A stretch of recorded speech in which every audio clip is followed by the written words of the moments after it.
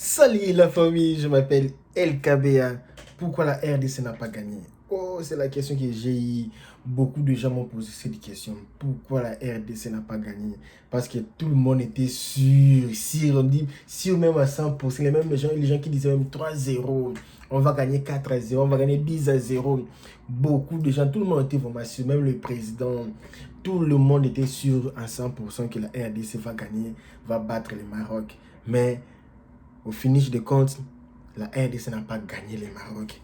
La RDC a même commencé avec un joli but de Wissa. Mais à la fin du match, on n'a pas pu gagner le match. Pourquoi la RDC n'a pas gagné le match? Si vous n'êtes pas encore abonné sur ma chaîne, il faut s'abonner. Je vais un peu expliquer. La question dans notre pays, pourquoi la RDC n'a pas gagné le match, c'est simple. C'est simple, c'est simple. Mais avant de dire d'abord la raison pour laquelle la RDC n'a pas gagné ce match-là, je vais un peu dire aussi quelque chose que la RDC, c'est l'un des grands pays dans le monde. Ouais. L'un des grands pays dans le monde. Et je pense qu'il y a beaucoup de grands joueurs qui se disent « Ah, je suis fier d'être congolais, je suis fier de mes origines ». Je pense que c'est une façon de se moquer de la RDC parce que les joueurs, si tous ces joueurs-là jouaient pour la RDC, je pense que la RDC pouvait gagner une Coupe du Monde parce qu'avec le talent que le Congo a, si vous partez en Belgique, mes amis, dans tous les centres de formation, vous n'allez pas manquer même de voir un Congolais, un Belge Congolais dedans. Il y a toujours des Congolais dedans. Dans tous les centres, vous partez même à Paris, vous partez en France, Belgique, Suisse, il y a toujours des Congolais dans le centre de formation de football. Il y a toujours des Congolais. Il y a des joueurs comme Mandanda si jouait pour la RDC. Moi, toujours, je m'imaginais si Mandanda jouait pour la RDC. Kipembe jouait pour la RDC. Lukaku. Imaginez un peu Lukaku à la pointe, Kipembe derrière. Nzonzi pour citer seulement et là. Mais il y a encore beaucoup. Si tous les joueurs là jouaient pour la RDC, mettez aussi les noms des joueurs que tu vois que si ces joueurs là jouaient pour la RDC, le Congo allait gagner la Coupe du Monde ou allait être qualifié à tout moment pour la Coupe du Monde. Mettez un peu les noms des joueurs qu'ils ont. Il y en a aussi des joueurs comme les Claude Makelele. Il y a des bons joueurs qui ont servi d'autres pays, mais s'ils jouaient pour la RDC, on devait aller chaque fois à la Coupe du Monde, faire même l'espoir des demi-finalistes de la Coupe du Monde. Mais pourquoi on n'a pas toujours arrivé? C'est la faute à qui?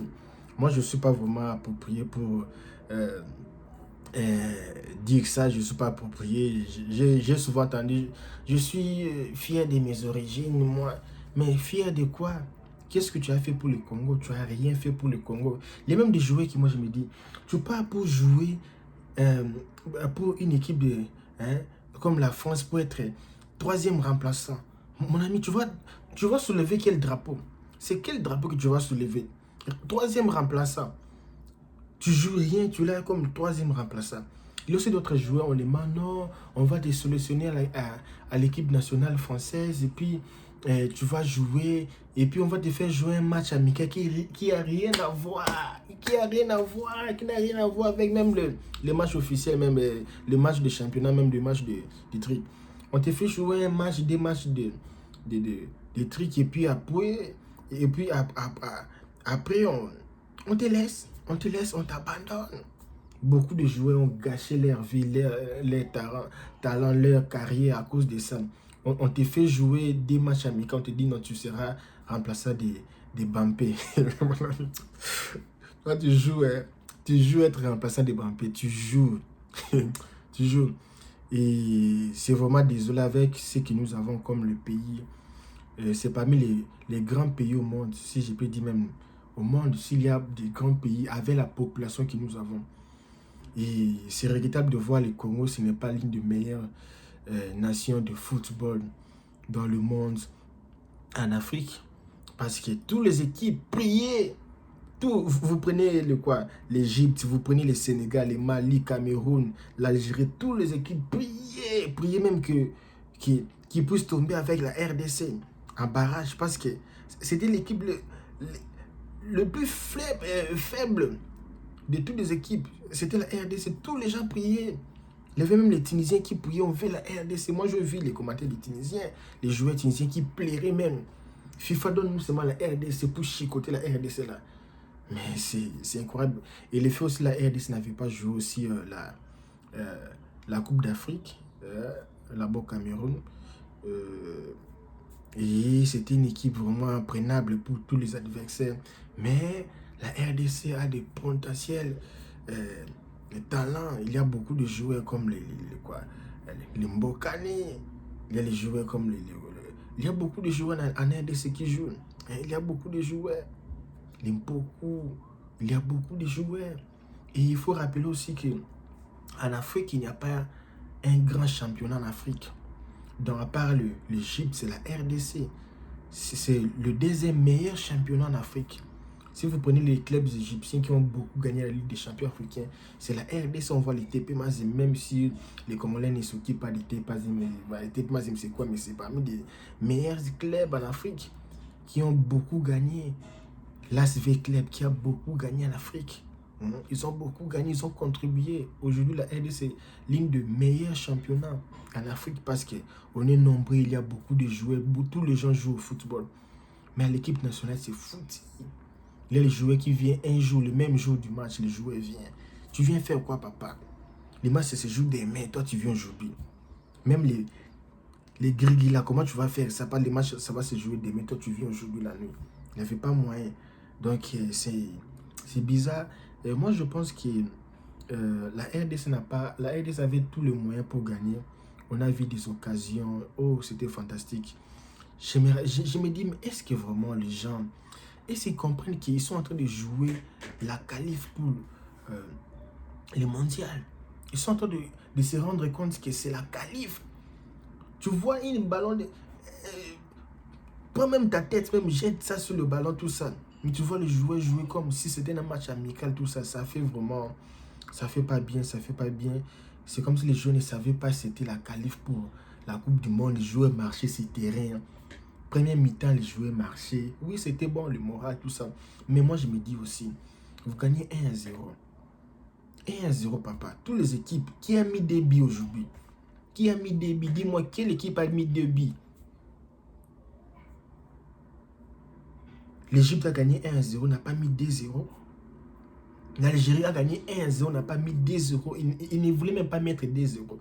Même si c'était à l'extérieur. Le Nigeria jouait contre le Ghana. 0-0. Il n'a pas même voulu même s'efforcer pour mettre les billes. Mais la RDC s'est forcé, pourquoi? Ça restait quelques 20 minutes pour terminer le match. Pourquoi s'efforcer? Et vous prenez les bons joueurs qui jouaient bien. Vous mettez maintenant les attaquants pour aller chercher quoi, mes amis? Pour aller chercher quoi? 1-0, c'était déjà bon 1-0. Si vous n'avez même pas réussi à mettre les billes pendant tout le long du match, maintenant vous voulez mettre les billes à la fin, il n'y avait pas. C'était quelle idée ça, l'entraîner? C'était quelle idée? Donc, si la RDC n'a pas gagné, je pense que ce n'est même pas ça ce que je viens de dire. C'est, au fait, au Congo, les Congolais, quand tu fais beaucoup des éloges, lui a produit, tu dis, ah, toi tu es fort, tu vas gagner, tout ça. Un Congolais comme ça, moi je vais gagner tout ça. Et il ne va pas gagner. Souvent, chez nous au Congo, quand vous supportez une équipe, l'équipe va gagner, l'équipe ne gagne pas. Quand vous mettez beaucoup de l'appui, vous aimez ça, ça ne tient pas toujours. Preuve à l'appui, la RDC n'a rien fait chez lui à la maison. Tout ce qu'on a gagné, tout ce qu'on a pu faire, c'était toujours à l'extérieur. Les CHAN, les CAN, c'était toujours à l'extérieur. La RDC n'a rien fait chez lui. Donc, quand vous donnez beaucoup de motivation aux joueurs, il y avait beaucoup de l'argent public qui était sorti pour ces matchs. Et c'est toujours comme ça. Même quand la RDC s'est qualifiée pour les barrages, avant, on était déjà presque éliminé. On était presque éliminé. Il y avait la Tanzanie, l'autre là qui était déjà qualifié, presque qualifié. Nous, on était déjà éliminés. On jouait à l'extérieur même. On est parti surprendre la Tanzanie 3-0 chez eux. Donc, il n'y avait pas moyen de passer sans gagner Tanzanie chez lui. Mais chance, on avait gagné la Tanzanie. Donc, moi, je pense qu'il peut avoir encore de l'espoir pour gagner le match et tout. Parce que déjà, les Marocains se disent, bon, la RDC, on a fait match nul chez eux. Bon, ici, ils vont prendre 1-0. Parce que ce qu'il a la RDC pour qu'il passe, il faut que quelqu'un mette un but. Sans un but, la RDC élimine. Même s'ils jouent bon foot, même s'ils font des spectacles, mais s'il n'y a pas de but, côté de la RDC, c'est fini. Il faut chercher de tout moyen, mettre même le but, même des mains, chercher comment mettre les billes, n'importe comment. Il ne faut même pas chercher comment jouer. Quand vous partez là-bas au Maroc, il ne faut pas chercher comment jouer, il faut seulement mettre les billes. Tu prends un ballon devant, il faut faire tout pour mettre les billes.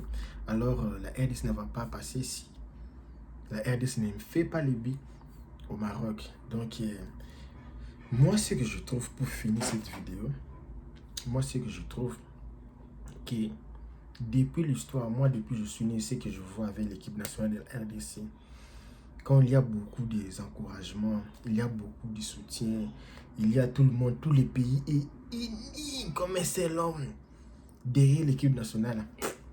Ça ne marche pas. Maintenant, comme ça, je vis après le match, il y avait les chassés d'eau, les bidons jetés sur les joueurs, il y avait les gens qui criaient sur les joueurs, tout ça. Et je pense que maintenant, avec ça, ça peut stimuler encore la motivation. Parce qu'un Congolais, c'est quelqu'un qui aime le défi. Toi, tu ne peux pas m'ingérer. Toi, tu ne peux pas me faire ça. Et quand maintenant, ils disent, ah, on m'avait ingéré. Parce que les Congolais ingèrent, ils savent ingérer. Ingérer les histoires que tu peux même commencer à pleurer pendant toute une année. Et il pleurait, donc il y avait les gens qui pleuraient. Donc, c'était pas facile. Donc, en fait, je pense que la RDC n'a pas gagné parce qu'il y avait beaucoup de soutien. Et chez nous, quand il y a beaucoup de soutien, ça ne tient pas. Non, ça tient pas. Et quand il n'y a pas aussi de soutien, les gens parlent. C'est bizarre, c'est compliqué.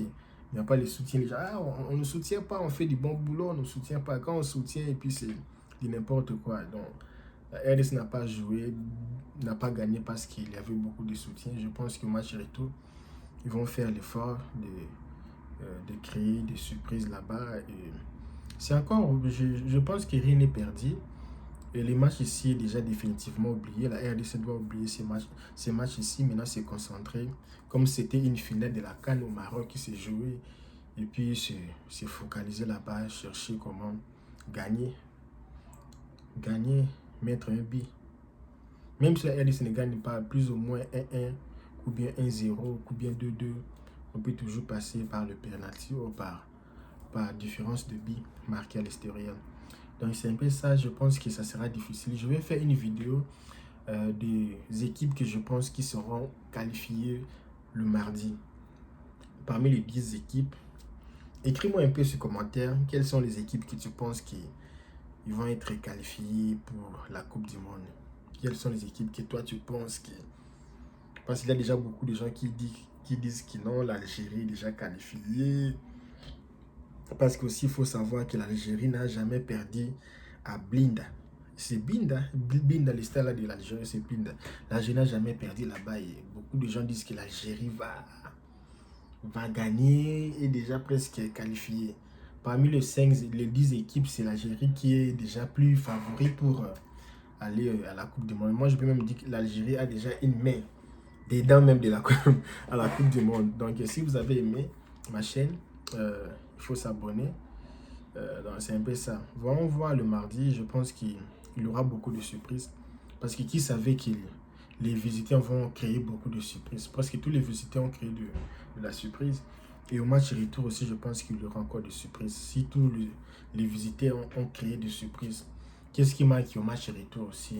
Qu'il y ait aussi beaucoup de surprises. Ok les amis, ciao ciao.